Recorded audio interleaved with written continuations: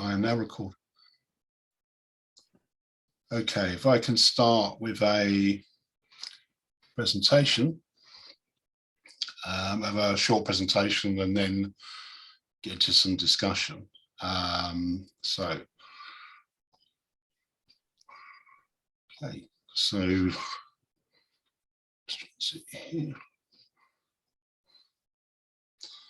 And, oh, that was wrong. Let's see. I got that wrong.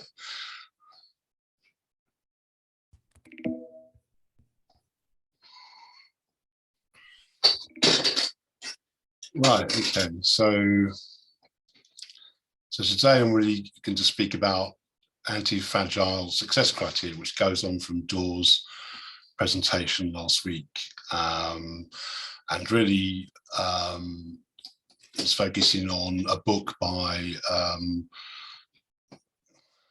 Nassim Taleb, who wrote a book called Antifragile. There's links in this slide to his book and Dawe's Voltaire principles, which he outlines. And I put in proposals based on that called community governance oversight, which is meant to fund oversight of changes in governance for Project Catalyst. So in this presentation, I'd like to outline some anti-fragile themes that may be used as success criteria in overseeing governance in Catalyst. Anti-fragile principles are already evident in the semantics of Project Catalyst, from the human sensor array of projects of Catalyst Circle, the emphasis on autonomy in DAOs, and the implication of self-organization through swarming in Catalyst Swarm, and the self-healing implicit in the things may break message of Town Hall. So the following is a selection of anti-fragile principles as identified by Dawe in the Voltaire principles and last Town Hall. And briefly, they are decentralized custodianship over governance, no central entity controlling governance, any actor can be removed and governance still functions. Business as usual for Cardano end users. Functional groups are represented, voters, SPOs, toolmakers. Being safe from adversarial capture and accountability mechanisms. So decentralized custodianship over governance. Now, in Antifragile, Nassim Taleb refers to the irony of Voltaire periodically seeking refuge in Switzerland for political and financial reasons. Taleb suggests that the shelter, safety and stability of Switzerland can be attributed to its lack of a large central government. So the Swiss model is bottom-up and municipal government by regional entities called cantons. And Taleb emphasizes how Swiss governance is dictated by a bottom-up and unintellectual atmosphere, resistance to the dominance of any single big idea and nurturing local tinkering. So this decentralized governance approach is not scalable. That's the other thing Taleb emphasizes. It's not scalable to the size of a nation state. And he refers to this as invariant under scale.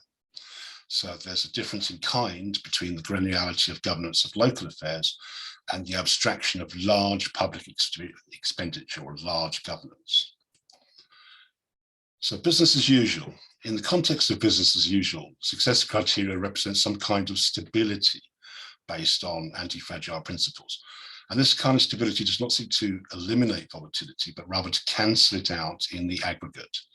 For example, many variations are absorbed by many distributed decisions. And Taleb refers to this as mediocrusty. I can't pronounce it, mediocrusty. I'll try and didn't pronounce that very well. But how the success criteria would be met in practice in Catalyst would be depend on the kind of drip feed from a fragile, centralized corporate body to an anti-fragile, decentralized community bodies. So another one, functional groups are represented. So Taleb observes that the Swiss model encourages vocational apprenticeship models, or know-how rather than know-what. So in the context of Cardano, the representation of functional groups can be seen to follow a know-how approach where voters, SPOs, toolmakers, maintainers, funded proposers, community advisors, community proposal auditors, challenge teams, and ambassadors all solicit contributions from what might be called apprenticeships. Being safe from adversarial capture. Now, an anti-fragile approach to adversarial capture takes a fault-tolerant approach to problems of consensus in a distributed system. And the question arises, what is consensus in a distributed system of oversight? One example of existing fault-tolerant approach in the Cardano blockchain is the Ouroboros protocol. And finally, accountability mechanisms. Anti-fragile success criteria for accountability mechanisms should resolve asymmetries of exposure to volatility, variations, disorder, and downsides by something Taleb calls ensuring skin in the game. In short, someone should not be able to become anti-fragile at the expense of other people. And he also cites this ancient code called Hammurabi's Code that establishes symmetry of fragility. If a builder builds a house and the house collapses and causes the death of the owner of the house, the builder should be put to death. But put it in the context of skin in the game, that they can be boiled down to two principles. One is having skin in the game, so like never getting on a plane if the pilot's not on board, and the redundancy, making sure there's also a co-pilot. So that's a selection of anti-fragile success criteria picking up on Doyle's presentation. And the challenge for capitalists and for community governance oversight is how to conduct surveys and retrospects and collate reports which can contribute to oversight in changes in catalyst governance processes according to those anti-fragile principles. So that's really it, and that's more, I just want to open it up for any questions or discussions generally, maybe, and then we can go on to some specifics.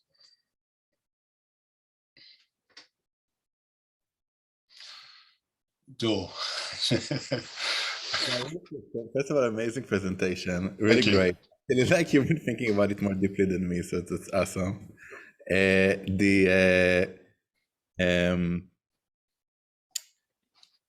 Just one thing to consider about like maybe a potential omission is it's all decision-making quality stuff. So it's like, it's kind of a side, it's like there's anti-fragile principles and then there's like decision-making quality, like, right, like make sure that the people in the room like are the right people, they have the right data and analysis, they use the right methods, and that the rules of governance are supportive of a high quality decision. So I think that's like, it's almost like an instance of anti-fragile thinking, because it just basically means like the more rounds of decision making we make, like and successfully applied, like we become better decision makers.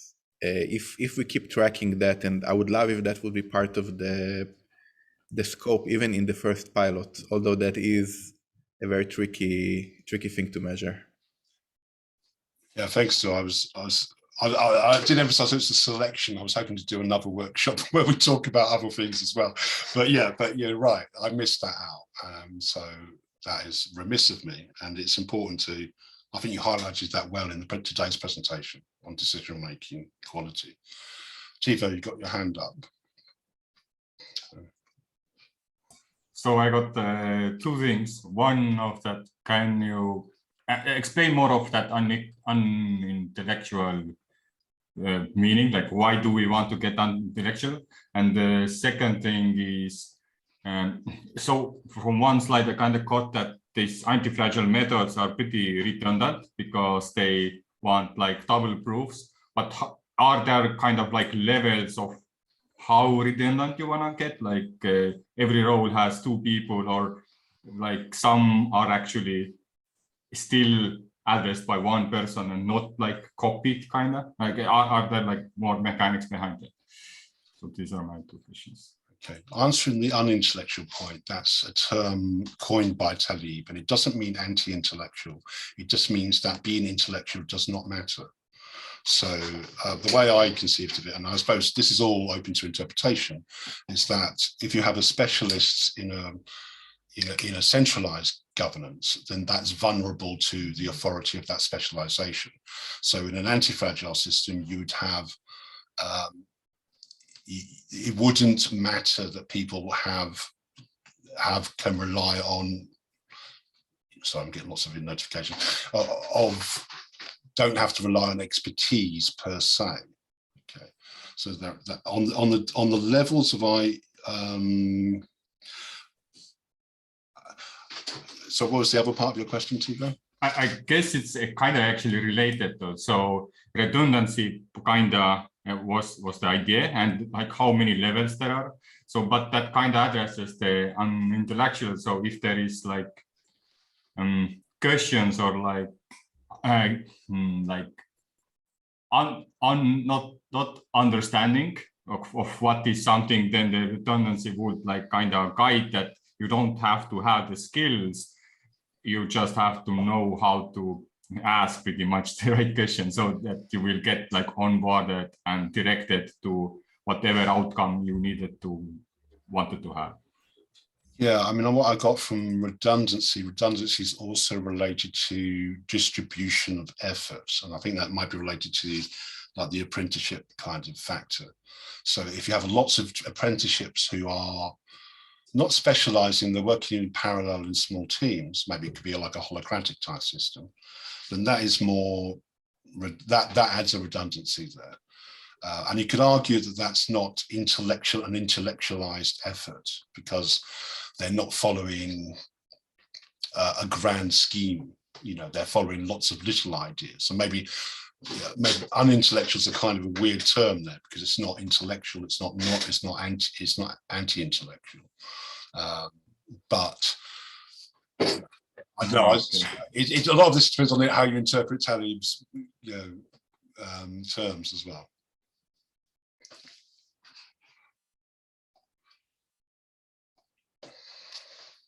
So any other questions or?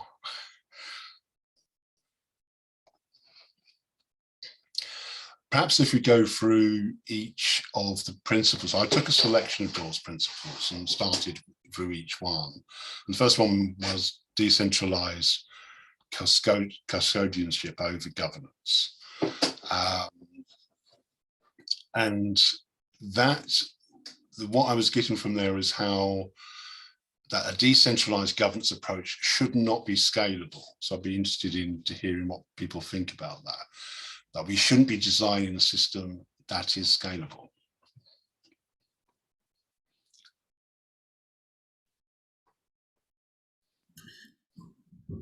What about the opposite? Like what about the, not the negative, but what is it, not what it is not? That's also, yeah. I mean, not to interrupt that also line of inquiry, but it would be good to attack it from both directions.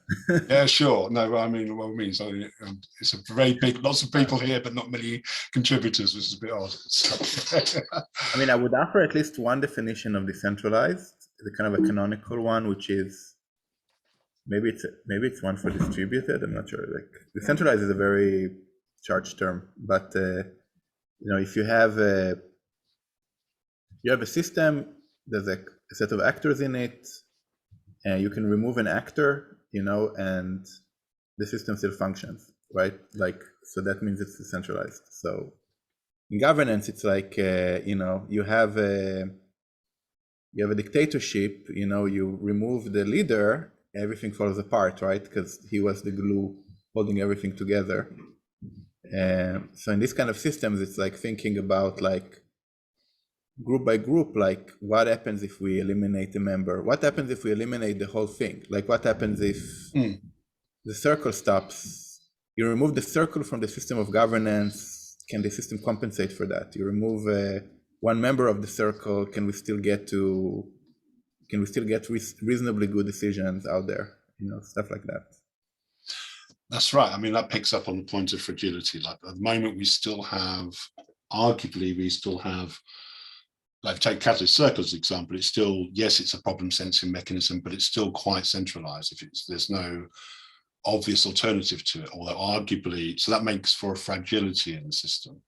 Anything centralized, the governance becomes dependent upon that. So that may relate to your redundancy question, Tivo, where, is there something that could replace it, or would it matter if, it was not there, So that kind of brings in the circle one discussions where the community thought that we should have 2 representatives of each road. Yeah. But now this is like, do we want to introduce the redundancy in early stages, or where do you draw a line between experimenting of first initial governance structures, and then, because if you would have started with, okay, let's gather that group. So is there like a level of when do you need to make it anti-fragile, or maybe you should start something from fragile?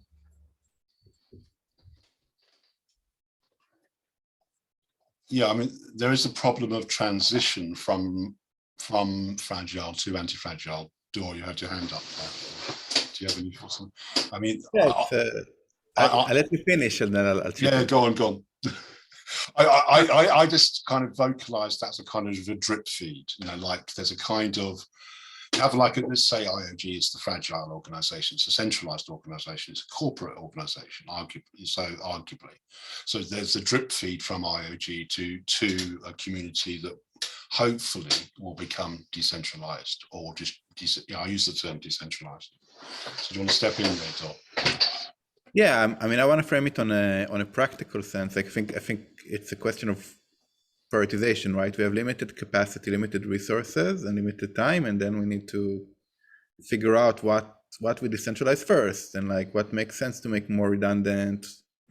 How do we prioritize? And I think the one way I would suggest doing that is actually, like, for each one of those criteria, including the decentralization criteria, is actually like the supervising group plays a bit a game of a what if, okay? And like for each part of that governance, like for the circle, they should play what if this group is removed, okay? Or what if the circle removed?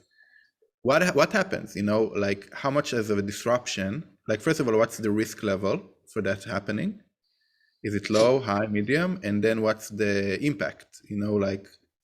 Because I think nowadays, if the circle is removed, things are okay. We're still gonna propose again further, just gonna be set. We might lose some capacity to improve, right? But then, like let's say in 2 cycles from now, the circle is the one deciding on something critical. Okay, like, it's part of our emergency response system. And then like, okay, like if they're the part of the emergency response system and that fails, it means that when there's emergency, everything will fail. So suddenly the impact becomes really high. So basically what would come up is after kind of a round of audit, like I don't know what to call it, audit analysis, you come with a list of risks, a list of impact, list of likelihood. And what you want to do is like work from the highest impact, highest risk downwards, and make these things redundant. So we're just using our resources well. So that's my suggestion about priorities, setting priorities.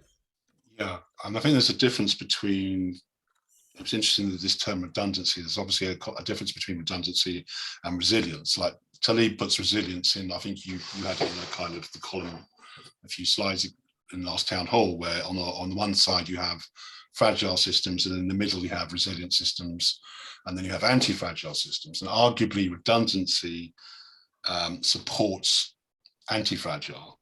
So you have like, the fragility of a risk is that, you're handing over critical, let's say you're doing a parameter change to Catalyst, it's a critical change, and you're handing it over to the community, and the community has to has to maintain that change. There's no ifs or buts. If they don't maintain that change, it's going to be a big problem. And that creates a high risk. That high risk creates an element of fragility. And I suppose the answer is, can that be answered? Can that be responded to by anti-fragile principles? In other words, and what are those principles? Are they just redundancy, or is it other principles? And how do you, the really tricky question, which I'm trying to get to grips with, is how do you measure that? So I'd welcome any thoughts on that.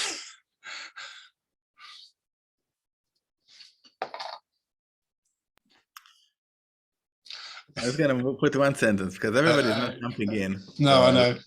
I just have to say one thing, like one principle is that, like, the flip side of redundancy is some kind of competition or evolution. So it's not just about like having like you can have an extra part, that makes you resilient, because you lose one part, you're still like going. Like, you lose one kidney, you're still alive, you have another kidney.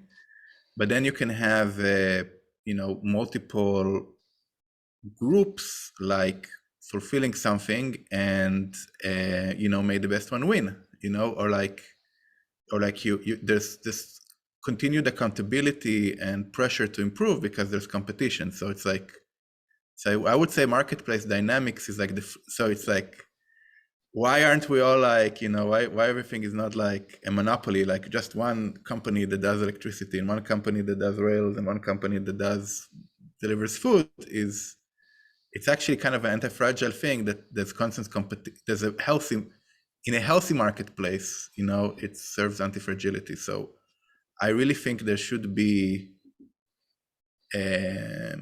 it's going to take a while, but an end state is going to be kind of a marketplace for a lot of things in Catalyst, like from CA work, even, you can have competitive auditor groups, competitive sense-making groups, competitive groups of delegatees, like, etc. Ken, you've got your hand up. Thanks, Joel. One thing to consider is the idea of partition tolerance. So,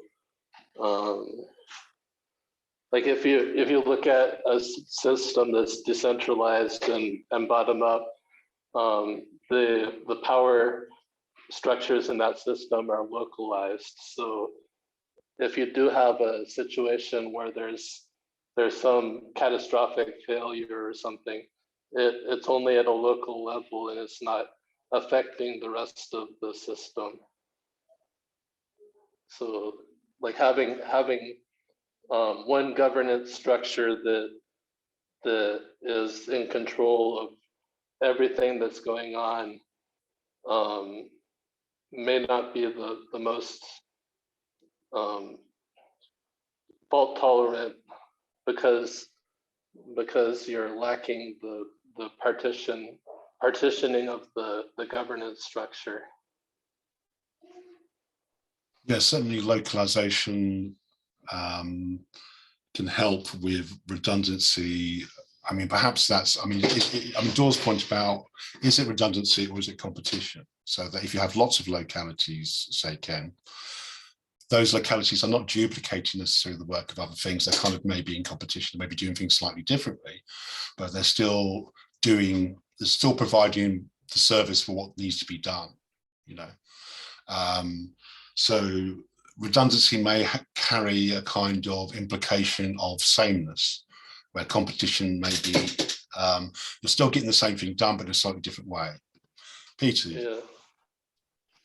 Yeah, thanks. It's really interesting. I'm by no means a governance expert, but I'm really intrigued by it. And the projects that I'm involved in would like to get to self-governing DAOs at some point. So I have all these kind of like investigations kind of bookmarked. And one of the things that I'm really looking forward to digging into a little bit more over the Christmas break was Dr. Jeremy Pitt's book, that which has an amazing title, by the way. It's the Self-Organizing Multi-Agent Systems, Algorithmic Foundations of Cyber Anarcho Socialism.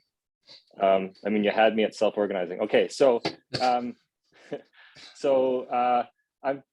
and so one of the things that, you know, I hear lots about, I've been around the blockchain space for a while, and, you know, you hear about these like game theory, right? Like, so I have a two-part question. First of all, yeah, great presentation, but you kind of launched into it. I don't understand 100% the total context of why you're presenting this now, right?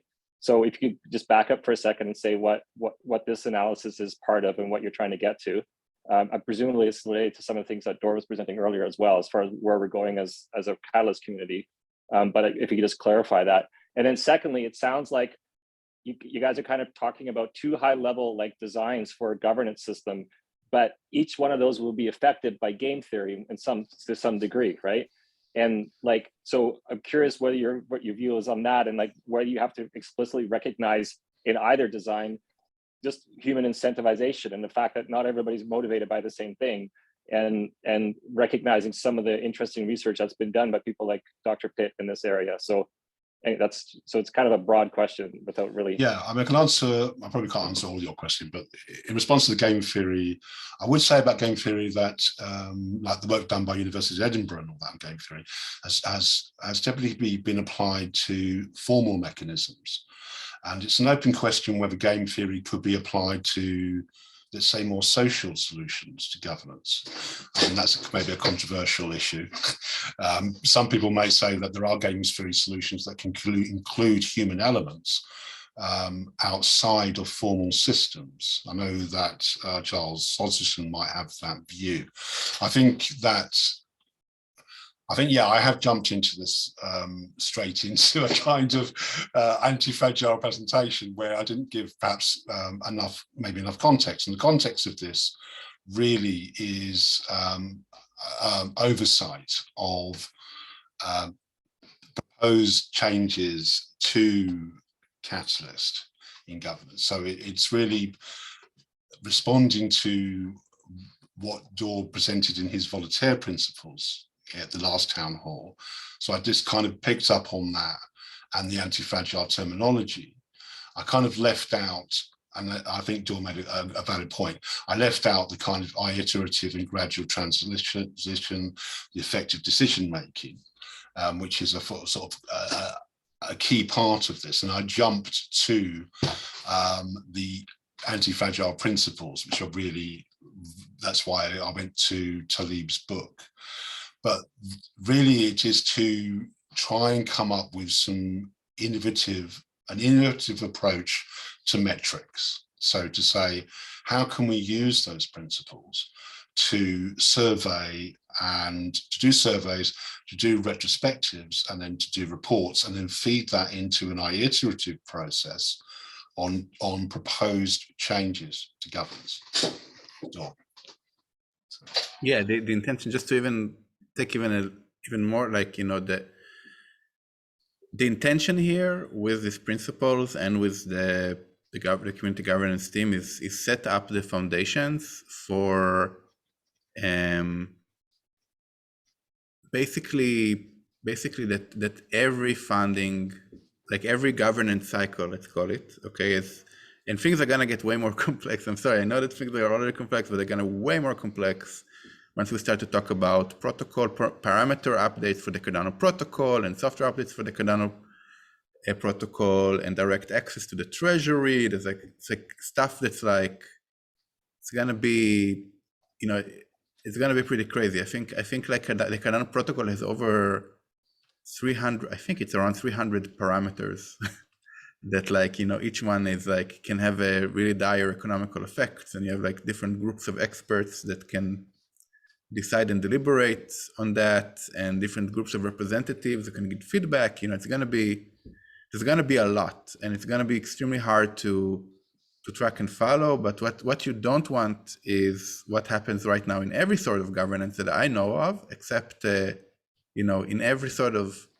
government or nonprofits, a lot of companies that are like monopolistic or, you know, just like very dominant. Like in all of them, what happens is that you have certain parts of governance that are really ineffective, and there's no recourse. Okay, like, you know, the people there are shielded, you know, like from their mismanagement. I'm just going to be very blunt, right? They're shielded from their mismanagement. They're not accountable for it. There's no force driving them to improve over time. The standards are not very high. You end up with something that's very stagnant, corrupt, ineffective. And and I think everybody of us look right to the left in your country, in your like how things are managed, and you see it everywhere. Where does it come from? It comes from like what you would expect, right? Is that there would be some kind of external group to this group of deciders that would come and tell them, hey, you're making shitty decisions, your process sucks, you're not listening, get out of here. Like go home, we'll replace you with people who can do it. And the opposite is saying like, wow, you guys are really listening, you're making good decisions, you're running through a good process, have a bonus, have, your Excel, you're heroes, we love you, you're great, continue, and here's some more, here's a reward, now you're rich and powerful, whatever, like, but that's the kind of dynamic you want to create. And you need to set the standard, you need to set high standards, and you need to enforce, you need to understand what's going on, and you need to have, and you need to have a process around it, how it's getting improved over time, and you need also to have recourse if there is no improvement. Yeah. So that's gonna be like probably a year or more to set up all those different parts, but this is the first step towards that. I suppose it's having an understanding of the culture of what is expected of people, really. But I mean, it's interesting how Taleb, when he talks about accountability, he emphasizes skin in the game. So it's very much about, it's almost self-regulating. It's like, if you are the big question is, are you affected by the decisions you're making? So, and I suppose that may feed into the kind of what I call the kind of apprenticeship model, maybe in the Catalyst community. Like people who are community contributors are affected by the decisions they make. Maybe that's a good sign of our community, is that something breaks in the community, it affects us all, and it affects our reputation and and all that kind of thing. So we have skin in the game. We don't necessarily have redundancy because maybe we have some people doing some documentation here or making some tools here, and they're the only people making those tools and the only people making that documentation. So maybe we need to add a layer of redundancy to that. Tivo, you'd love to. So my mind kind of got thinking around how this all fits to the current Project Catalyst ecosystem. And I do feel we have quite some, like I will say resilience. It sounds a bit better. We have a lot of proposals, a lot of CAs, and everybody has their like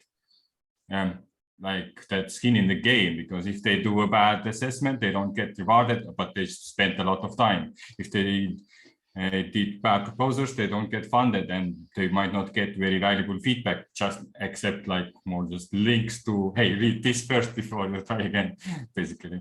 And I think my computer just crashed. No. Be quiet. Yeah, but I suppose, I mean, accountability is not just, I mean, following from what George says, it's also about, accountability doesn't come from nowhere. You don't just have skin in the game. You actually, if you become an airplane, if you're flying the plane, you also have to know how to fly the plane. You have to have that capability, so that's maybe that's something that comes before. Does the community have the capability to take over a change in governance? I suppose that's one question. That's one. And then this question is, how do you measure that? That's the other thing. So if you're handing over something like a parameter change, where you're handing over something critical to the community, that's a question. Are they capable? Is the community capable of handling this? And then maybe the skin in the game question is secondary to that. Because yes, they are capable. Then if they have skin in the game, they would take on the responsibility of managing that change.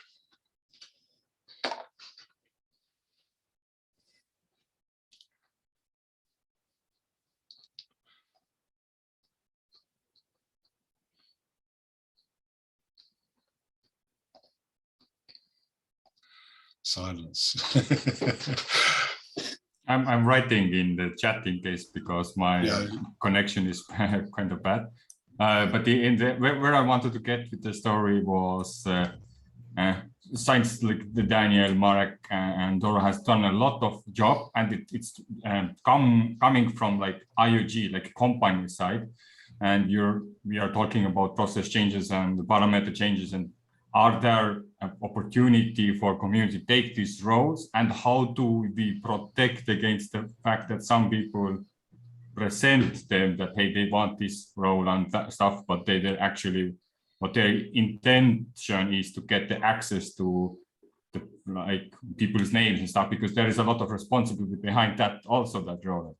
How is that transition happens without getting employed, like, because I feel like decentralization means that you don't like be part of like one centralized body, but you are still yourself, you still control of yourself, but you just have more access and responsibility. I mean, the only answer, I mean, that question does need to be answered. And the only immediate answer I have to do is you do it slowly and you do it by drip feed. So, you know, as it's been referred to, you do an iterative approach. So you take a small change, you test whether the community has the capability to do that, and you see if it breaks, to use the kind of town hall slide idea. And then that builds up a kind of trust on both sides, maybe, hopefully, where yes, the community can take on things, and then the capability and a culture is built up in the community that can do decentralized governance. I mean, I personally am not that worried about it. I think if we do a thought experiment of like, if I get hit by a truck, plenty of leaders are gonna rise up and lead. You know, there's like a lot of them, and it just keeps on building. You know, I basically like didn't participate in town halls like intentionally to give more room, you know, for more leadership and more space, and gonna continue that. But I mean, I already think that even nowadays, like there's like enough people to do what I do. I think if Marek gets hit by a truck, you know, it's fine. We can, you know, always. I mean, I'll be really sad personally, but you know, you can no offense, but we can always hire and train someone, and there's like, and he's definitely like passing the knowledge and documenting the knowledge to other people in IO, you know, and if IO gets hit by a truck, or I don't know, by a meteoroid, very distributed meteoroids across many continents, and suddenly the company goes bankrupt, I'm pretty sure that the community is gonna build its own tooling fairly quickly, you know, like and the catalyst process is going to be restored, maybe delayed for a few months or something like that. But I don't. It's like it doesn't seem to me like super problematic. What we are going to do, just like in a general sense, is all the functions of decision making, like of protocol updates and the research and the analysis and the administration, all that stuff, you know. So with Voltaire and the DCF, you know, we're just gonna basically catalyze a bunch of community groups that are gonna do this work. At first, it's gonna be a collaboration. It's gonna be very redundant. There'll be like an IO group, and there's gonna be a community group, and they're just gonna work together in good faith and with some mentorships and training, and we're gonna iterate and iterate. The supervising body gonna supervise. At some point, you know, all the checklists are gonna go green. You know, we're gonna say, oh, okay, it is decentralized, it is effective, it is business as usual, there is trust, you know, and then IO is gonna remove themselves, like gonna go, you know, gonna let go of the keys once we're there. That's part of the safe transition, right? So that's basically the plan.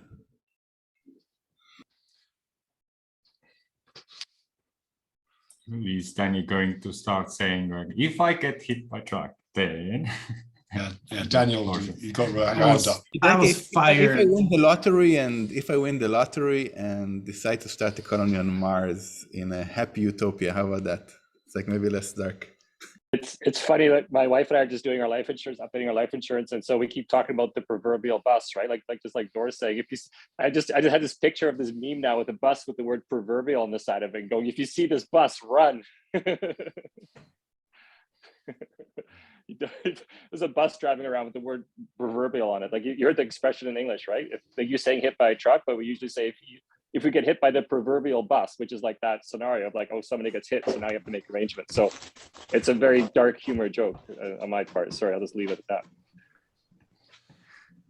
So Daniel, you got your hand up? Yeah, I think it also speaks about how we build the tools, and they have to be built in a way that they're replicable, right? That you build something in a way that other people can take inspiration from, build forward on top of it, or copy paste and then essentially build in their own communities. And yesterday we had the last coordinator meeting of the year, the funded projects, and in the governance room or somewhere we talked about how when we started, this was the only town hall available, right? And at a certain point we started a little experiment of Eastern town halls. Initially I had to be opening those Zooms every week. So like, on the Wednesdays, there will be a town hall like this one. And then the next morning I would wake up, fire up and go at it once again. And over time, they basically took it over and now they're working autonomously, right? But what was really exciting yesterday is that we talked to the team from the Eastern Town Hall, and there were also the folks from the Latin America, and they got inspired and now they're building Latin American town halls, right? And as they were in that room, they started talking, and Robert from Eastern Town Hall said, well, we have a lot in common. And actually everything we're building on Eastern Town Hall, we're building it in such a way that other communities around the world can come into our Git book, copy, learn from how we've done things and adapt that to own communities. And they did it directly in that meeting, just for the sense of like building it in such a way that another community can go and empower themselves. And there was a connection right there. And there will be, probably in the beginning of the next year, we're going to have a Latin American town hall. And only based on the fact that the tools are being built in such a way that allows those lurking, that wish to participate, but they are in some different pockets of community in the world, to actually engage and build their own versions. And I think that's key in terms of when you think about redundancy and how to build something which is anti-fragile.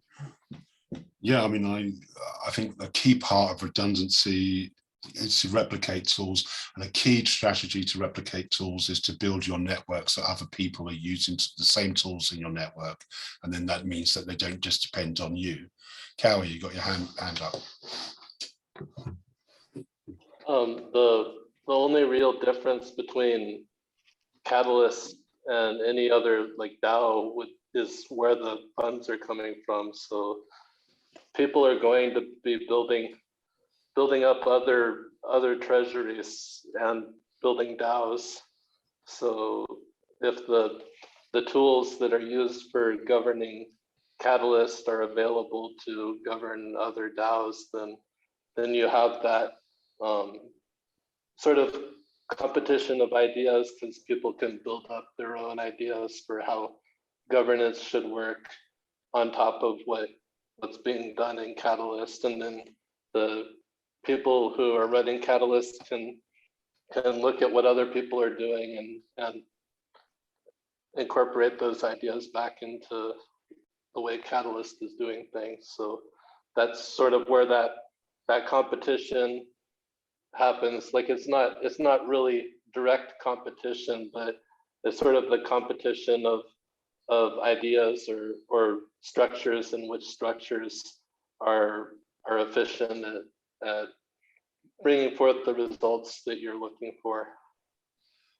Yeah, I think there is a scope, Ken, for building generic tools that are transferable to any other DAOs on other platforms. But then I suppose it also raises the questions of why do people stay with Cardano? Is it because it's not just the tools we build on Catalyst / Cardano, it's also the community, the values of the community as well, possibly. sorry, returning to Ken. Sorry, Ken, go on. It's not. Well, I'm just talking about on Cardano. Like, I'm not talking about any other system, because if there's tools that are built, like say you've got Plutus smart contracts and stuff that govern how Catalyst works in the future, like when it's like on chain and it's not a separate platform, then those same tools can be used to build other DAOs on the Cardano platform. And they're the way that like the protocol at the protocol level, like the control of what code gets deployed on the network is sort of with the stake pool operators.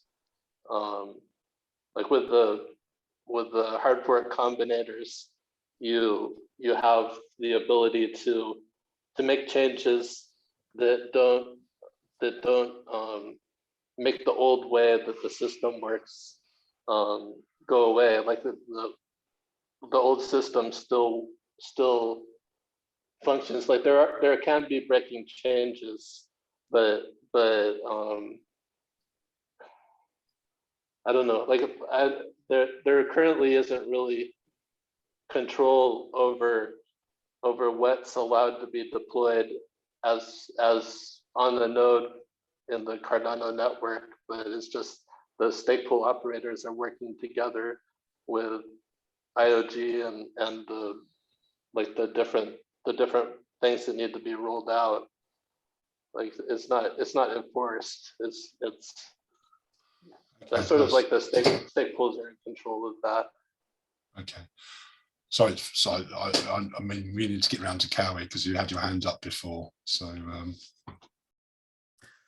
Hey, Steven, no, it's nothing really important. It's just to let Danny know that is not next year, is next Tuesday, December 21st. We are having our first Latam Town Hall and Latam Idea Fest, and everybody's invited to join us. Why didn't you tell me sooner? I would have had you today. And because I was asking somebody and they told me it was not enough time or something. So next time, reach out to me directly and let's get you some spotlight. I would love to learn more about what's happening in the other world. And so would everyone else, to be honest. So make sure to reach out to me next time. I sure will, Danny. We are still, things may break. So hey, a pilot never breaks. It's an opportunity. Yeah. Yeah, I think I'm gonna join that. I think I blocked off my calendar to come join you guys there. So happy to help you bootstrap that. On that note, I just wanted to say thank you so much. Thank you, Steven. It's been really great to watch the slide and watch how you give life to this concept and drive the conversation. And I really want to encourage, we're bootstrapping this administration layer for governance, and it's all, it's kind of a pick your own adventure. If you're there, you contribute, you participate, you team up with Steven and help, you're gonna have a lot of influence over. Now is a great time to have a lot of influence over the future of governance and set high standards. So I really encourage you all to, if this conversation touched you and you actually want to be part of the people who are looking into those governance processes and producing reports and helping with retrospectives and all that stuff, I'm sure we're welcoming you with open arms, so just and on that note, see you after the holidays. Thank you, Jill. Have a or good in the holiday. town hall, or in the Town hall. The Latam town hall. Yeah. Bye. I was also going to say that Cowie is also taking your replication message to heart, Daniel, because you're working on a Git book, aren't you, for a Latin American Git book? So there you go. It just shows you that I'm not the only person who does Git books anymore. So, it's about explaining people, because they always get so intimidated because it is something coming out of the dev world, right? So people have misconceptions. For some people, it may be complicated. For others, not so much. And it's all about the education and showing. And that's what I liked about what Robert was saying from the Eastern Town Hall. It's like we're trying to demystify it so that others can sort of like come in, take it, and go into their own communities and plant the seed there. So there's another tree to be grown in a couple of months and years down the line. That's fine. It's also, yeah, I mean, it's making people familiar with the tools, like, you know, the whole open source thing, the whole, you know, using the GitHub tools. Like, this takes time for people to get used to that, and then to provide training and for different people in the network to use that. But I mean, following up from what Joel was just saying about, I mean, there is a proposal, a Fund 7 proposal for community governance oversight, which is funded for a group of people, people who are interested in audibility, to try and organise oversight of changes in catalyst governance. So if anyone wants to contribute to that, or, you know, just, or I mean, it's a lot of this is coming from what's the kind of emerging audibility or audit community in Project Catalyst, like the audibility challenge teams, like Joe, and also everyone who got funded in the Improving Growth Audibility in Fund 6 as well. But as Dor said, if anyone is interested and can contribute, really reach out to me, because and to any of us mentioned on the proposal, so that you can develop some of these ideas, because it's still, I mean, as you can see from today's conversation, it's not obvious. It's one thing to say what are anti-fragile principles, but it's another thing to say how does that translate into actual oversight. You know, how do you have oversight of using those kind of principles?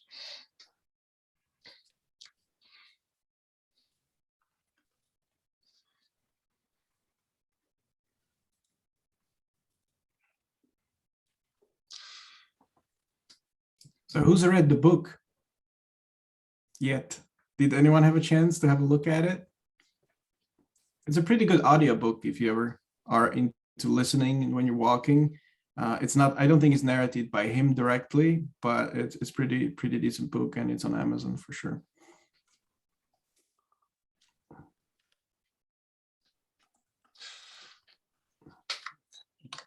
did a little summary of the book on the Git book.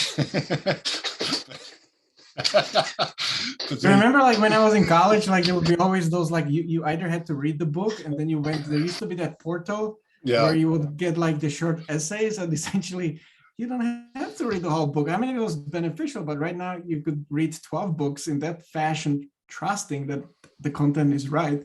But yeah, and they're like, called the Coles notes here in Canada. They were called Coles notes. They had the help. Yeah, a lot of my undergraduate marks were based on Coles notes.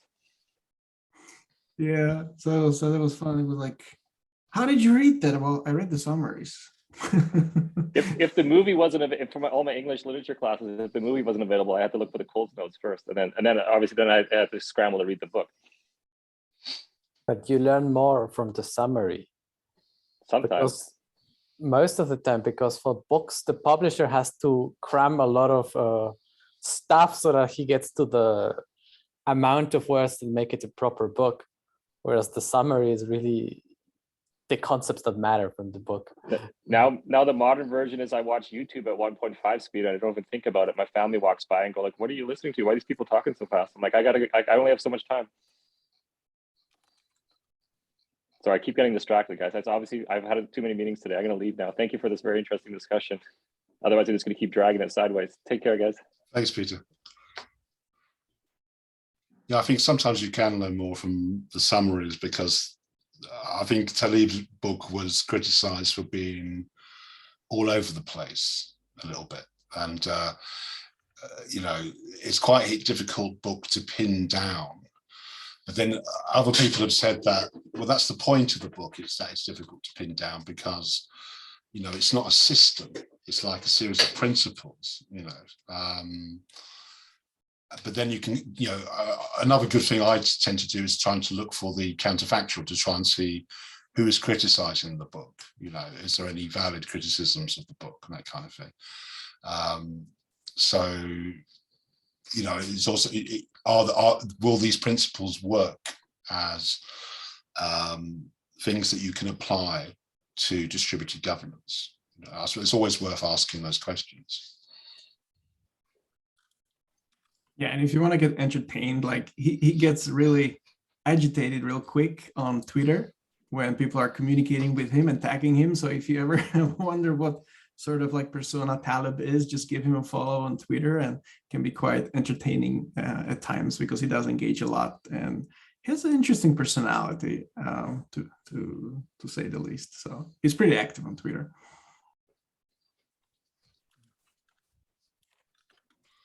I always wonder how people keep up with the social media and work and life and other stuff. I get too distracted that I just block Twitter and Facebook and everything. You can use, like for Twitter, you can use things like TweetDeck, which aggregate the content just that you want across everything and every domain. And that saves you a lot of time, because you don't spend up scrolling, because that's the biggest enemy of any productivity. I just remembered what I wanted to ask. Related to the anti-fragile. If like there was a mention, like what we want to do is know how to. So that's the like main way how the governance will work. And the more people know how to, the better the system will be. What happens now if the people new people don't know how to, and there is a missing guide to do so? Is that maybe if that's the case, then I guess that is like one of the like criteriums, or like. Okay, what Thibaut's referring to there is, I think the section functional groups are represented.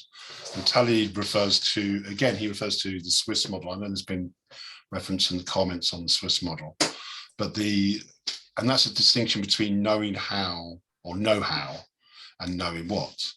And Taleb argues that know how gives you skin in the game. So it gives you a kind of an accountability. But the question you're asking, Thibaut, is do those people need to have a guide for what they're doing as well? And I suppose you could say that's part of their job, maybe. Is that if you have know-how to do something in the community, like if you know how to be a community advisor, for example, then also it's part of your job, or it's someone else in the community's job to document that, to say, or like Catholic School does, to say, how can you be a community advisor? How can you get the know-how to do that? What Taleb, is an interesting personality, is Daniel's, he's quite, he doesn't like he accuses a bit specialists, what he calls specialists, and people who intellectualize things too more, that he refers to as know what. So it's not like theorizing about what a community advisor does. It's explaining what a community advisor does, for example. So to answer your question, I think that would be part of the. Damn, that's crazy, because I said everybody has like their own skill set, and imagine now tomorrow you have to explain everything in a paper to person who will take charge of your pretty much entire day work. And putting that how to is quite the task, actually. Like sometimes I don't even know how I do something, and they just pretty much like in the end of the day you figure it out. Okay, this is how I did it, or this is how I'm supposed to do. And I wonder, okay. So maybe it's a way of working. Then part of the know-how is also when you're doing something, you're also like creating a playbook for what you're doing, like Circle Admin are doing. So, Oscar, you've got your hand up. So. Yes, as part of, I would say, when you have to explain your job, you can also think beforehand if you actually need another person to do your job. And many times, if you just develop some automation system, it's way easier to just document your system that in comparison to document your job.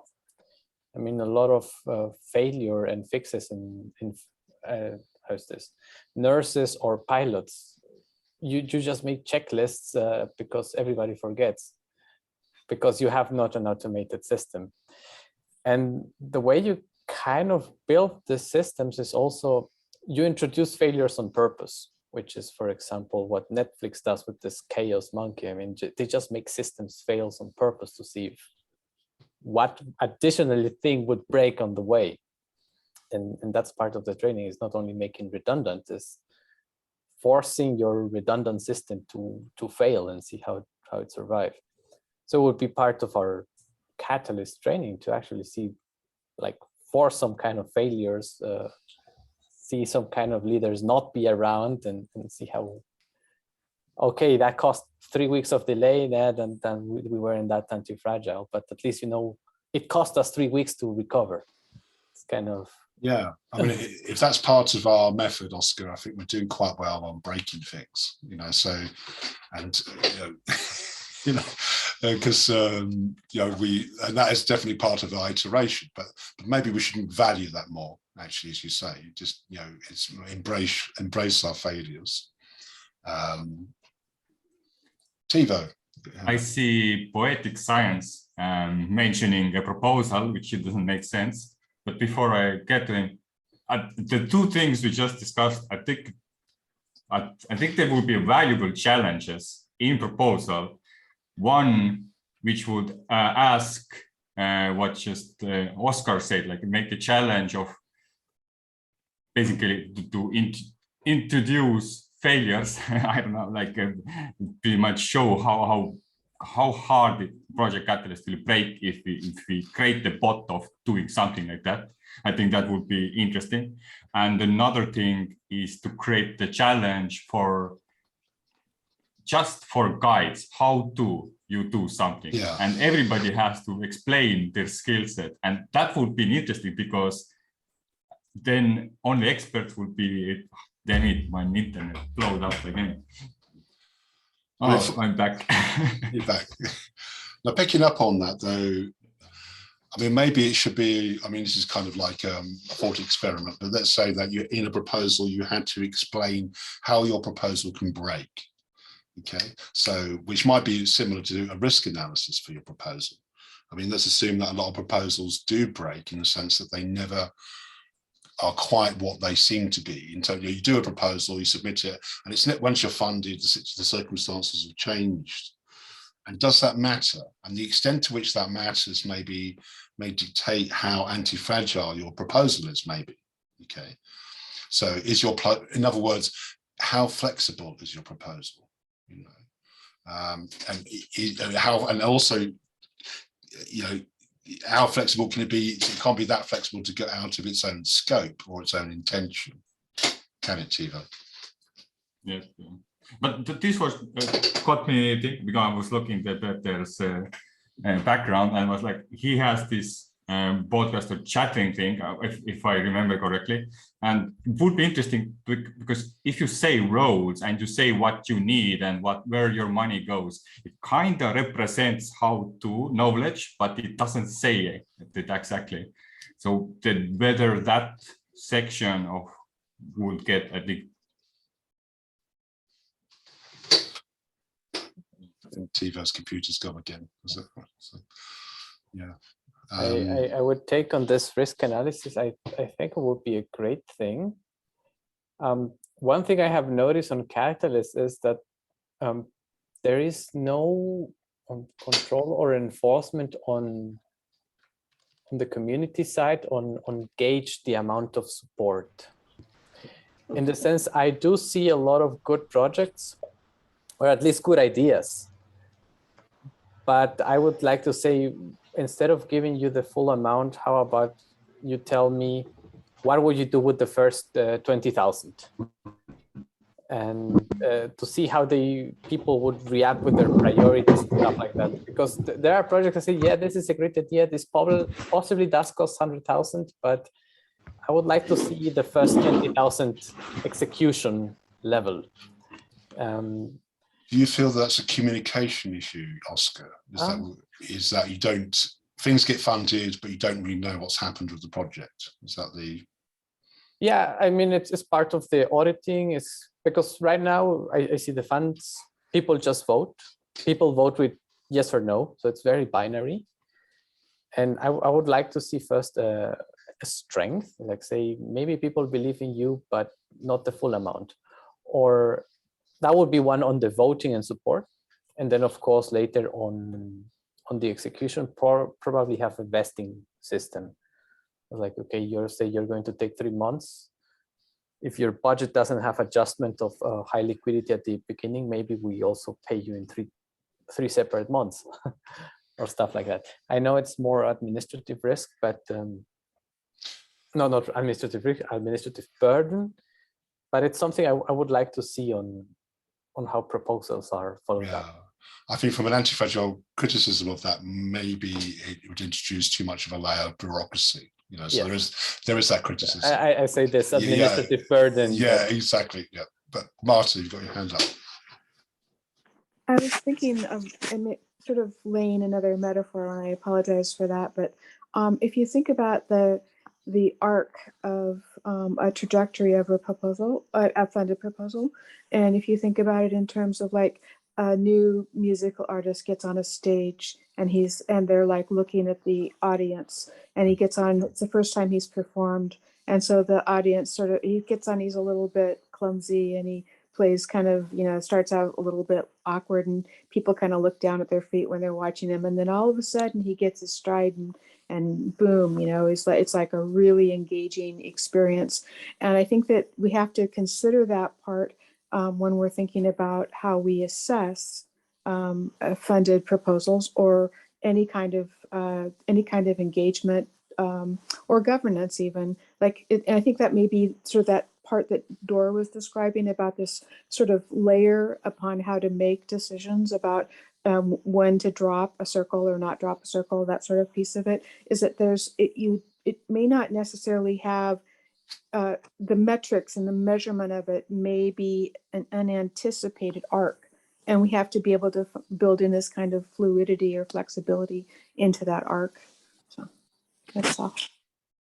Yeah, I mean, absolutely. I mean, I can imagine you could be premature in terms of putting too much of a burden of assessments on something, or on the other hand, you could be too late. You could let something run on too much without providing oversight on it. I mean, do you have any ideas, Marta, how you would do that?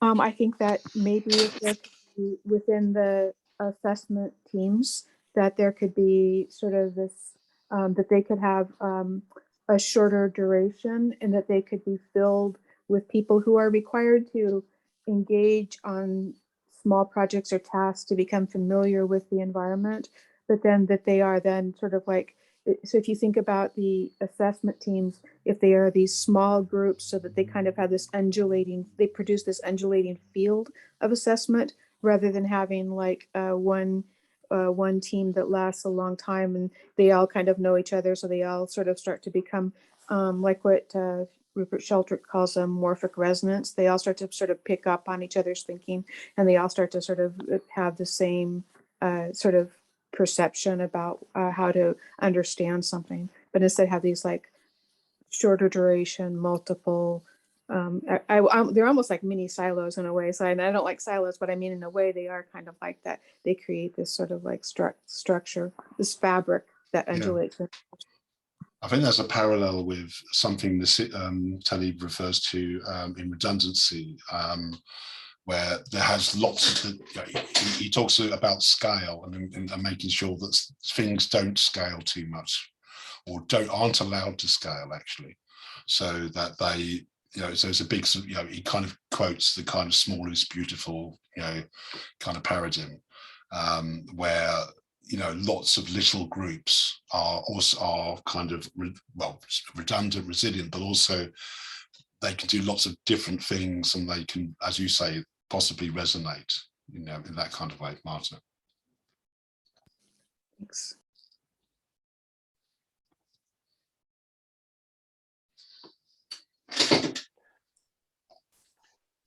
I think this is one of the reasons also I'm focusing right now on the idea of like a proposal factory to have that kind of potential every week assessing where assessors themselves get rewarded for doing so, and the proposers already, while they're thinking the problem statement, they get feedback for that specific part, and they will also get education if they need it. So all of that packaged in like 1 week. I think as a community we can pull it off because we have like great minds behind it, and there is possibility to scale it with like documentation that we just talked before, and then having that outreach of people who have like sorts of places to share it out, and then also with harder part is to train more people to do the education, because we cannot scale that part. I cannot have like hundreds of people in one room, and because we need more of that like spiritual connection with the smaller room. So yeah, we'll look forward to how that idea evolves. I think the mini proposal, the theme of the mini proposal ideas has kind of addressed that kind of need for having a small scale problems, let's say, and also like the issue that we had this year of people having to wait for funding and they're maybe not getting funding, you know, so then having small amounts of funding that's gone into the rapid funding mechanisms and so on. There's also another side to that, which is because it's very fast moving mini proposal workshops, but there's also people who don't want to do that. They want to take a step back, if you like, and have a longer term involvement in something.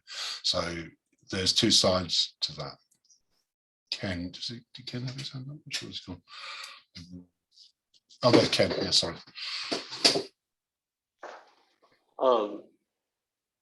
I think, like, as far as you're talking about the not wanting to scale something for, like, I think part of the problem with this scaling has to do with the way that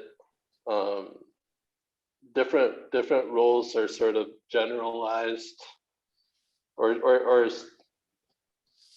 I don't know, like their roles are specialized, and they sort of end up being sort of cookie cutter, like the positions that people have in a system. So like it's part of the process where you're trying to make things more efficient so that things work with a bigger on a bigger scale. But that sort of it goes against the flexibility aspect. So if you want the system to be more flexible, then you have people who can carry out different roles, and you may not know what the roles people are going to play.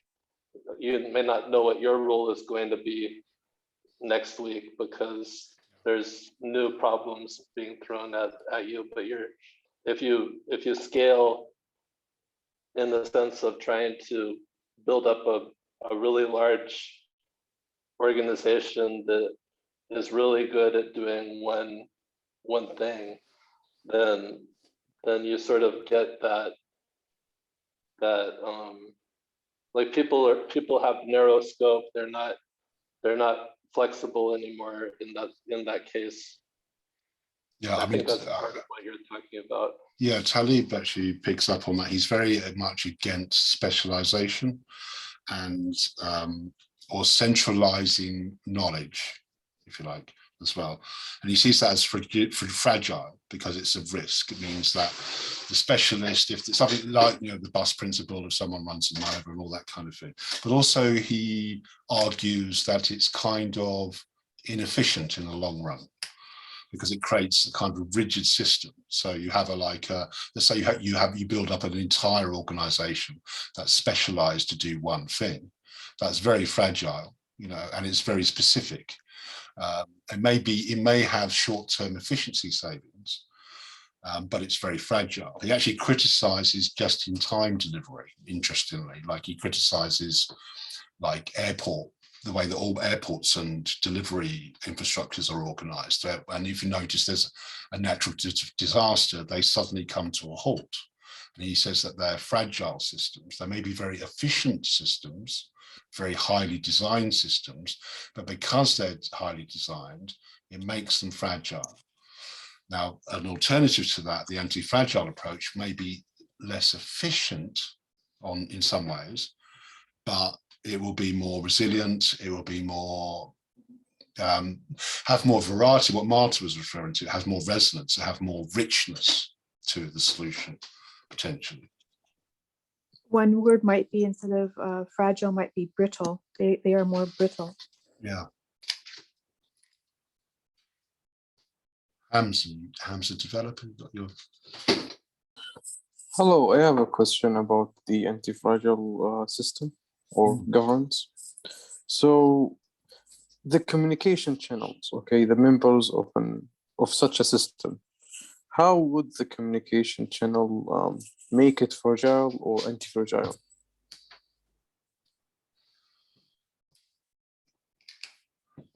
Well, I mean, that's a good one. Again, I mean, the straight answer is that I don't know, because it's not my system, it's Talib's system. The way I could guess at it would be, he refers to a kind of, again, he refers to the Swiss system of apprenticeships. And we were talking earlier about what Ivo mentioned, the kind of the need to document what you do, your know-how, okay? So if you have a system which is anti-fragile, then it's going to be based on people who have the know-how to do the system, and you're going to have a more than one person to do that.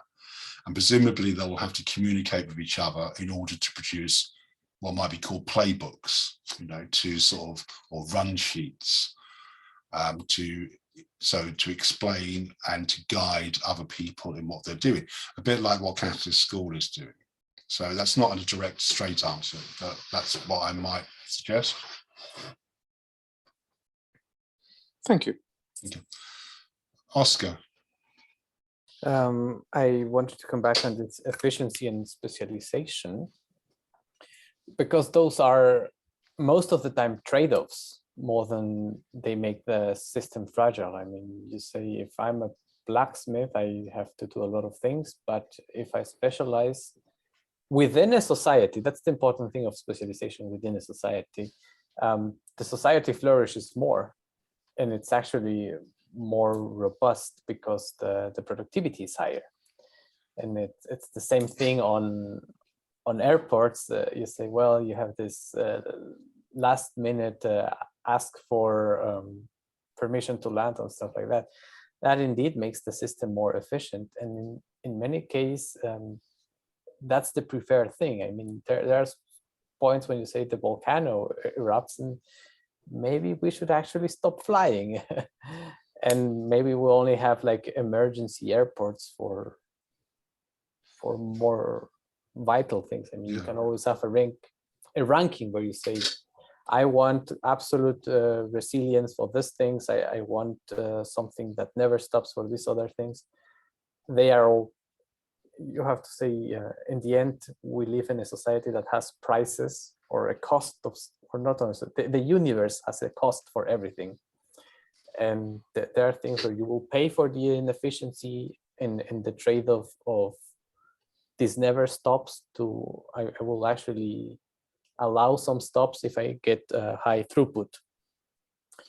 And it's the same way with specializing in, I mean, well, this is the specialization. I have a very educated person that can do one thing, and if as society we take care of him, he will also produce more for us. One of the, sorry, not interrupt. Yeah, finally on the communication thing, what do you want? Do you want a central person that rules, that will be a problem of bandwidth. Like at some point, you build hierarchies and you say, well, if every decision has to be approved, then it's slow and the person makes it fragile. If you make it distributed or parallelized, I mean, you are optimizing for throughput and not for rigidities. Like I just want more processing stuff.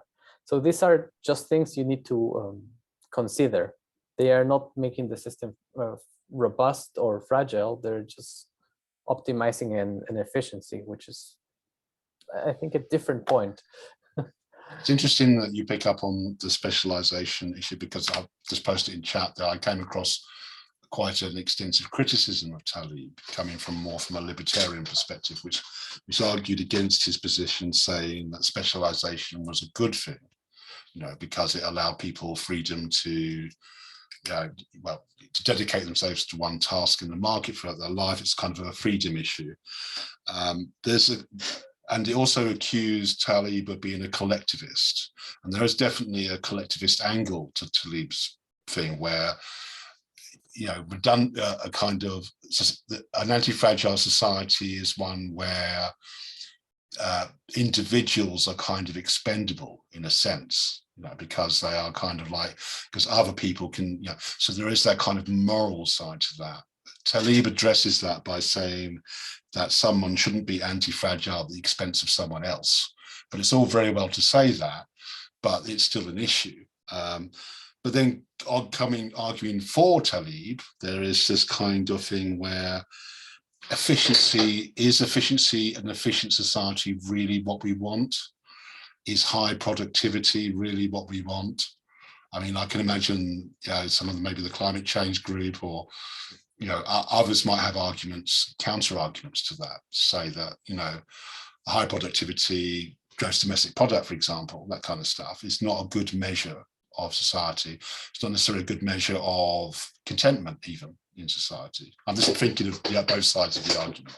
I mean, if you measure your society on gross domestic product, yes, that's probably for sure the wrong measure. But there is, for me, the labor specialization, in the sense that if you have a blacksmith and when you upgrade the way the blacksmith works on different kind of metals, that brought more opportunity for society. Like when you have the doctors and you have this very expensive person, the neurosurgeon, but you're bringing the society forward on this kind of specializations.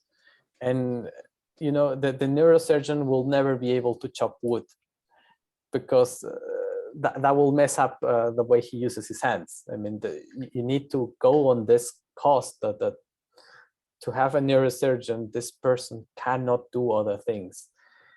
And I think it is valuable for society that we have this opportunity to cover each other. I know it sounds unethical and bad, but I do think we are all spendable. I mean, in the end, we are lucky sometimes, and we have some extra skills that get rewarded, but in the end, you just have a life. And, you shouldn't be treated as a work pool or stuff like that, but you should think on a society that some people will just die, some people need to be replaced, some people go crazy, some people just decide voluntarily to leave. So I think being replaceable is not an unethical issue. I'm really glad you raised the issue, because I mean, it's one major criticism against anti-fragilization, the issue of specialization. And it's always good to bear in mind what the weaknesses of any system are. And I think that's part of this.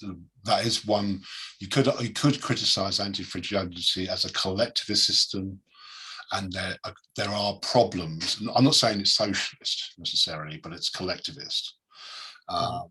And you can criticize that in terms of, from a libertarian angle. You could also criticize it from, the need to have specialists to have innovation, I suppose, isn't it? Tigim, you've got your hand up. So, or Ken? Yeah, like I was just going to touch on that trade-off between like throughput. Like if you have the optimized system, then you do have the throughput, and you are doing that for the sake of the value that you're achieving from that process. So maybe you're making people's jobs easier, as well as producing more value for the people who are going to buy your product or service or whatever. But also when you look at the flexibility, like how that balances with flexibility and innovation, you don't necessarily have that value from the innovation process right away.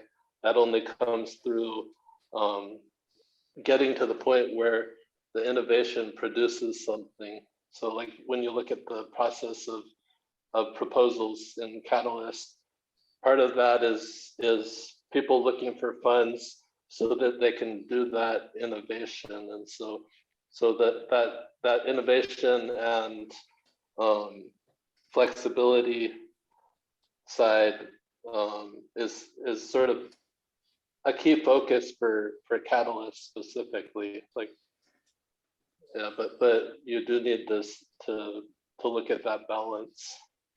Innovation is not just about the ability to specialize, it's also about the ability to be messy. It's about, so I suppose Catalyst allows for that. Catalyst allows for you to be a bit imaginative, so not necessarily to specialize, but just to try things out.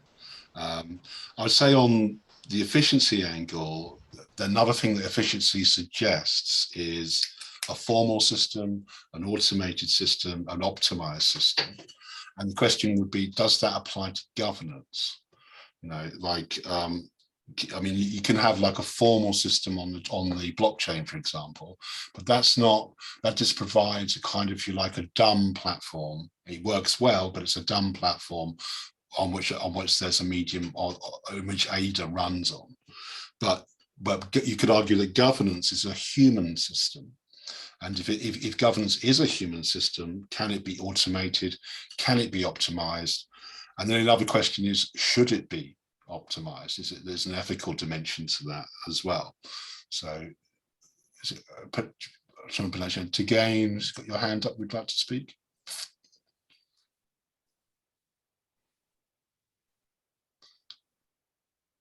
Or Oscar again? Yes. Yeah. On efficiency on governance, I think I heard this from Michael Bloomberg when he compares a company against the government, and he only says it's what you do needs to survive how long. And he says like the company has to be innovative because we need to deliver a product and stuff like that, but the government needs to optimize on longevity. It's like, will this city be around 100 years from now? Like, you don't optimize your company for lasting 100 years. You optimize maybe on the quarterly or yearly basis. So this is an efficiency. Now, would you have efficiency as government services? I hate to need 2 months to get my visa renewal. I do want that thing to go fast. I mean, this is like the government service should be fast. Maybe the governance where you say, well, this part of the structure, maybe we take some time to analyze. Or I once had this, you have to run experiments on government decisions. I mean, for example, right now we have Corona, and it's kind of the government chooses for the entire country. And I think a good thing is that we have many countries, so many countries have taken different approaches in some things. But the idea is you maybe want governments that say maybe this fraction of the governed, people governed, will play this part of the experiment and this other play the experiment, and then you have to measure. And yeah, this is experimentation, there's no efficiency, but then you need the protocol. And there you would indeed look for optimization. Right? But that's at the beginning. What are you optimizing for? It's like cost. I'm optimizing for wealth of people. I'm optimizing for amount of population. Yeah, I mean, also there's a level of abstraction being, again, which coming back to Antifragile is abstract. Again, I think Taleb would criticize abstract approaches per se. See, he would say that he might, I'm not trying to speak for him, he might say you're over-intellectualizing the problem, you're abstracting the problem. And also there's an asymmetry of convenience. You know, if you live in a country to get where you can get a quick visa, well done. But some countries you don't get any visa at all. So there's a kind of power politics at play there. It's not just about efficiency. And then there's the other question is, so what price do you pay for the efficiency? I suppose is the end question there. And it's not just a price in terms of economic price, it's also an ethical question. So it's like a human question. It's like, what values are you exchanging for the convenience of getting your visa or whatever, I suppose.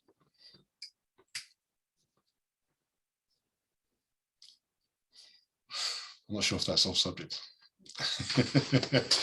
But in terms of like, getting back to brass tacks, the kind of like governance changes in catalysts. I mean, of course, we don't want to, hopefully we wouldn't want to see changes that are too slow or too inefficient. And we'd want to see but we want it to be decentralized. And does decentralized governance have to be inefficient, I suppose, is the question. What I think is like, so what are you governing?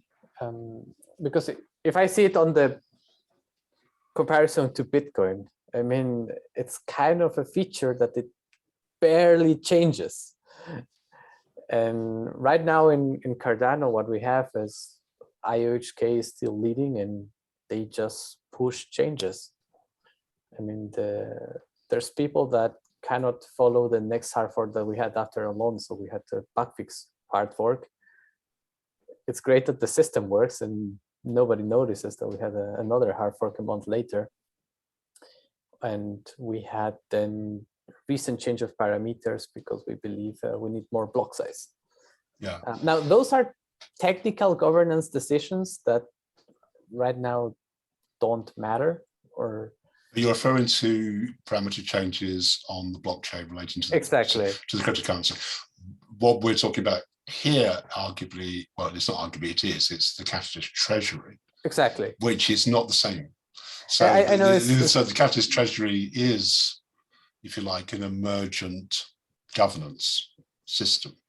Yeah. Because, and I suppose the question is, how much of the capitalist treasury can be handed over to the community is the question, I suppose, isn't it?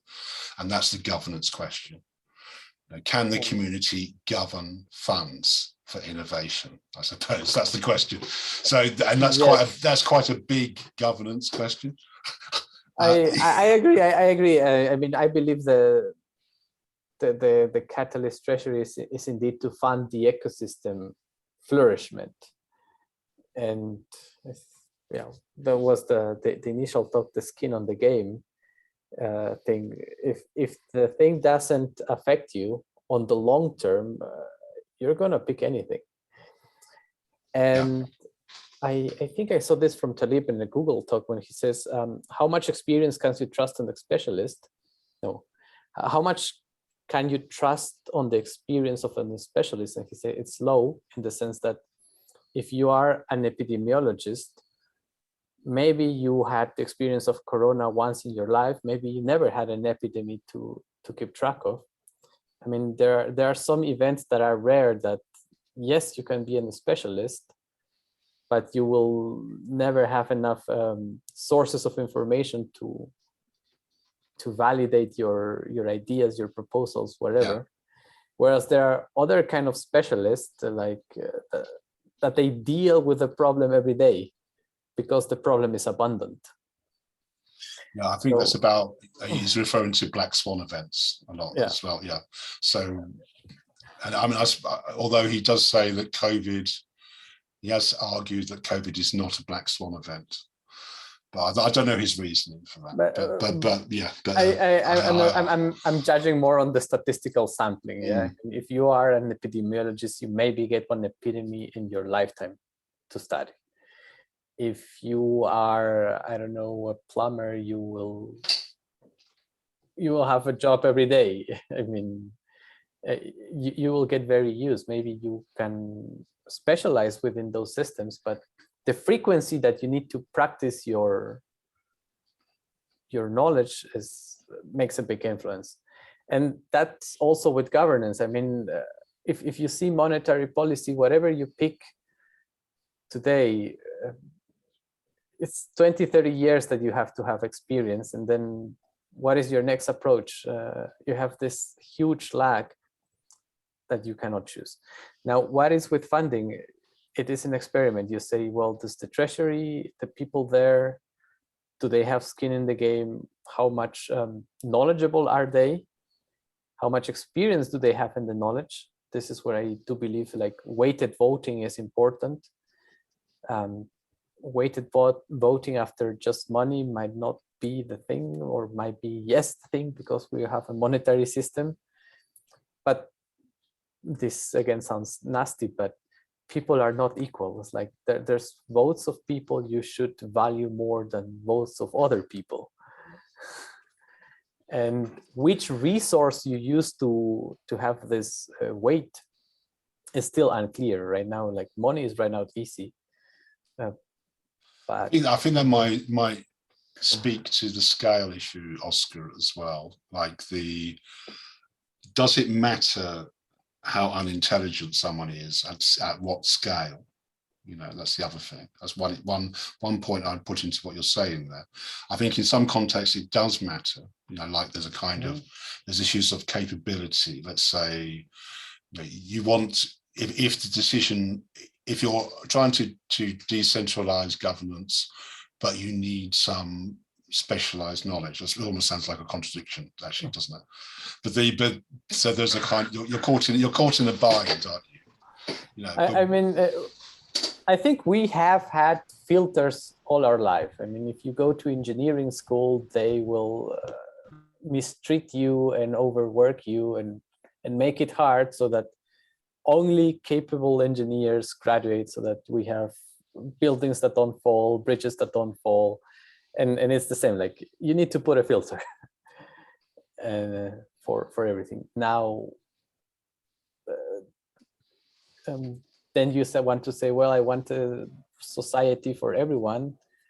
Then everyone gets, the same vote on living conditions or whatever. I mean, that's what I say. I mean, it's hard to gauge which is the resource you're going to weight something. If you say, for example, I'm a huge fan of nuclear energy, I believe that's actually the true path of the energy source we should be using, but we never encourage it. And who should be there judging? Is like the nuclear scientist or the people that actually say better not? And this is the trade-off we have in society. I mean, yeah, I mean, there will be a lot of people that say, no, maybe let's keep that technology, and you have to somehow accept it. I mean, to generalize the point and to apply it back again to what's coming down the road in Catalyst, I suppose it's going to come up in the issue of delegated voting, you know, so where I suppose we're going to have to address this as a community, these issues, like, because the proposal that I've submitted, I think the IOG Technical Council is going to be appointed, and they're going to be experts. Then, you know, in terms of, and they're there as a safeguard because they know about the parameter changes in that. So there's a kind of, and then that's countered, that's balanced by community representation in Catalyst Circle. So you get a bicameral model. So you get the Catalyst Circle on one hand, and then you get the Technical Council on the other. But IOG have suggested that the Technical Council could move to a voted voted representative. But I think they imply that that would be a form of delegated voting. And the reason why it would be a form of delegated voting is because it would require expertise to do the role. So, but then your point about what's an expert decision and what's a political decision. So like, for example, let's say we all like nuclear power, or say for the sake of argument, if we agree, then it becomes an expert decision to build a nuclear power station.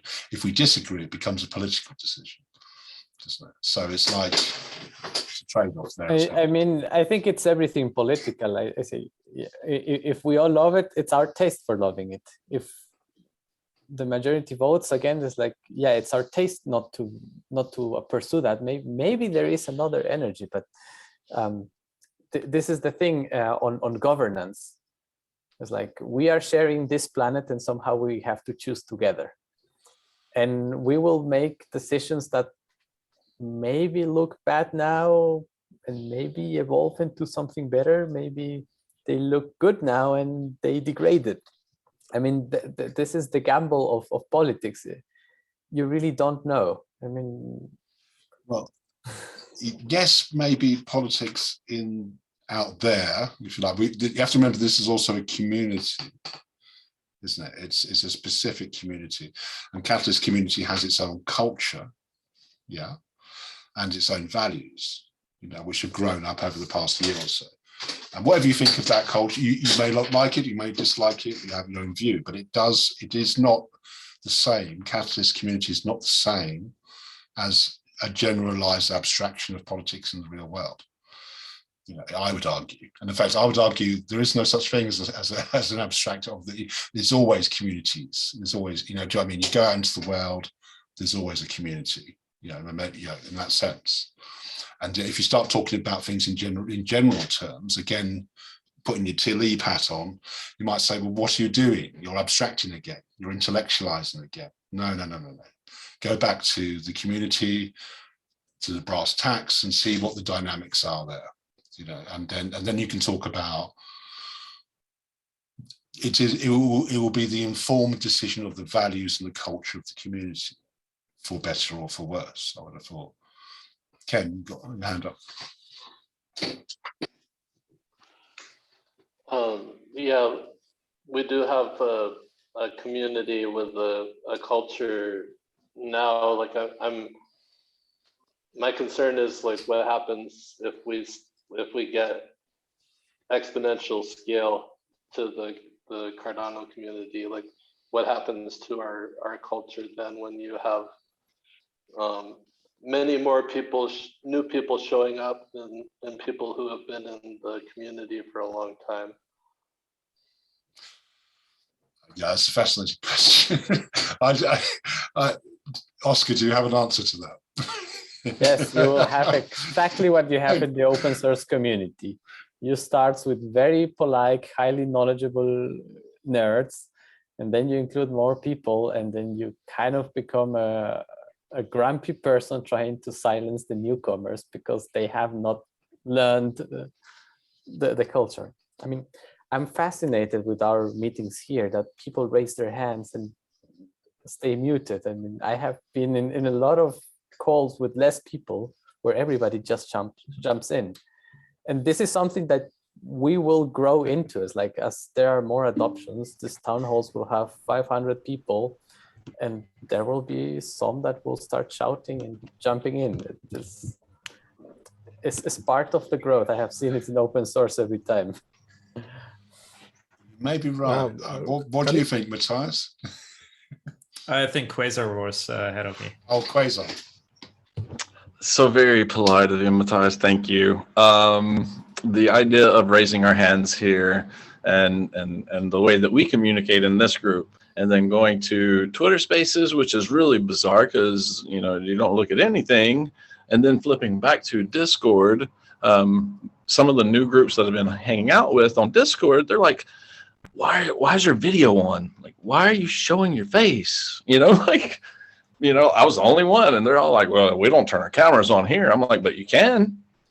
So it's really amazing the peculiar norms that the communities have. and how we communicate. That's it. And thank you all so much. I'll be dropping off in a minute. Thanks, Kaiser. Yeah, I mean, thank you. The civility, I mean, it isn't always, by the way, Oscar, it isn't always civil. but it mostly is, and it's quite impressive. I agree.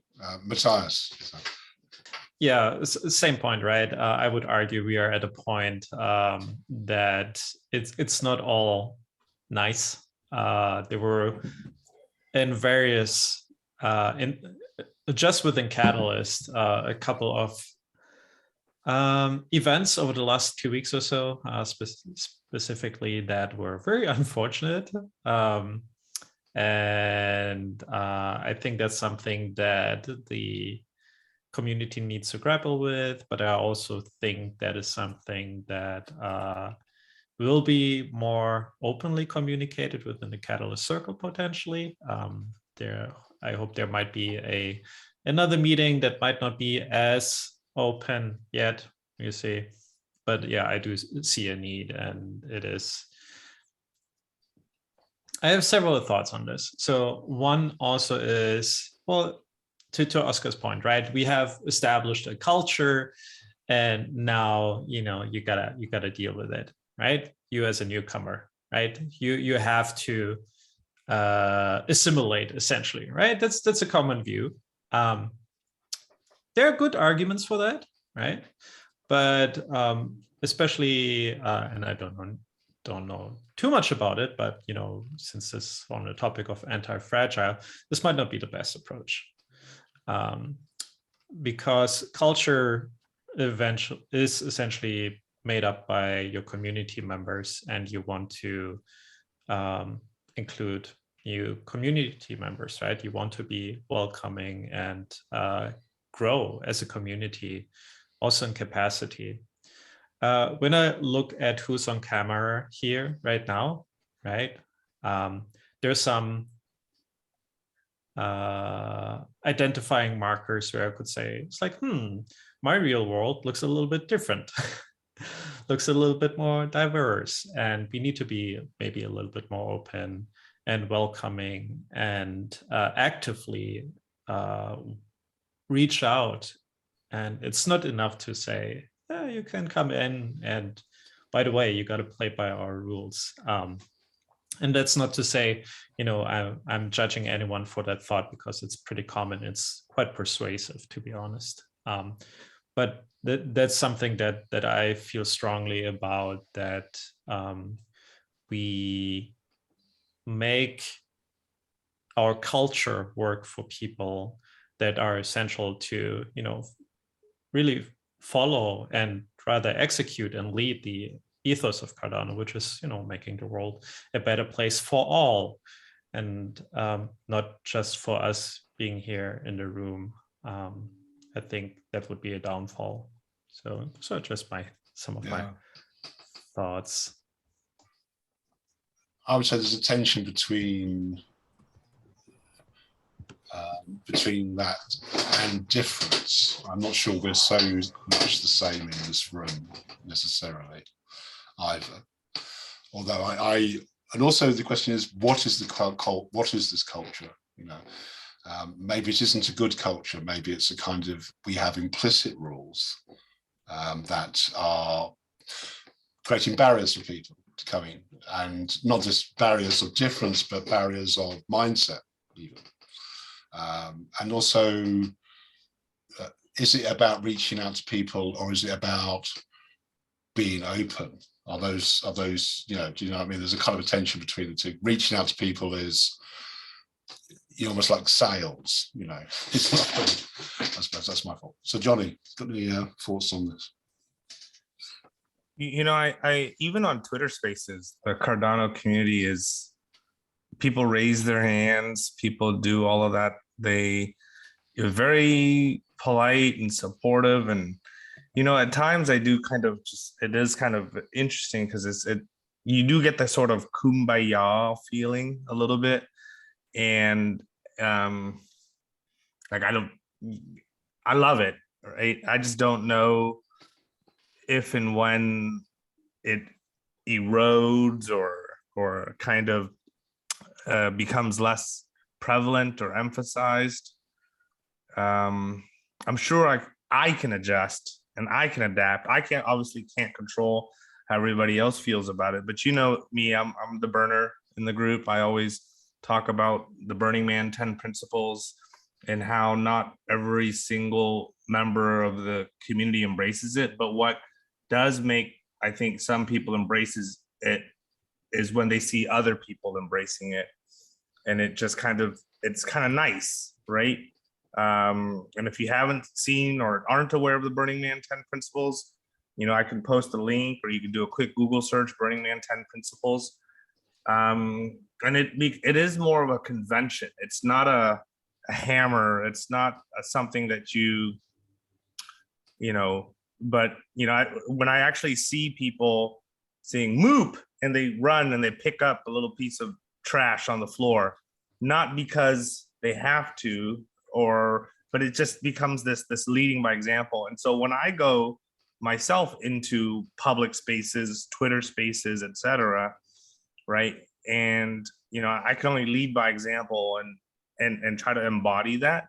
And I think when other people seeing you lead with these principles, lead with these values, I don't know if there's social pressure or whatnot there, but I think there is encouragement and permission to, you know, like nobody, when I lead with these cultural values and principles, I'm not saying anybody else has to, but I think at the same time, when people see that, they see it with genuine authenticity, then they feel inspired, encouraged, right, to kind of mindfully consider whether those principles are something they want to espouse as well.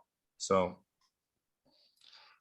I do hear you, but what makes me curious is, can capitalists accommodate real difference? Well, I mean, people who do not agree, you know, and I suppose if the follow-up question to that is, should capitalists accommodate real difference, or should it be a community that is cohesive in a sense of cohesive values, you know? And I think we already do. I think there's already a good amount of, it's not always agreement. But it is more often than not polite disagreement, if that makes sense. Yeah, sure. And I don't think disagreement and diversity of thought needs to imply shouting and belittling and demeaning, right? So that's absolutely, yeah. Felix. I think also maybe we are already far too late to say what could the community be. The community evolves itself already. It grows by its totally own. Everything what we can decide is how we want to interact and build our projects and where we are involved in a good context. But I think the question, what should be the community? This is up to the community to define, and we are not able anymore to design it on a hard way. So we've landed in this community and we're stuck here, Felix. Exactly. Right in the honeypot. There you are. Okay. You mean cult? It's not a cult. Oh, okay. That's right. We're recording. It's not a cult. Okay. I'm going to stop recording now. It's civil religion. It's civil religion. Yeah. That's it. I'm going to stop recording because we've been going on for a while. Oh God. Is that okay, or yeah?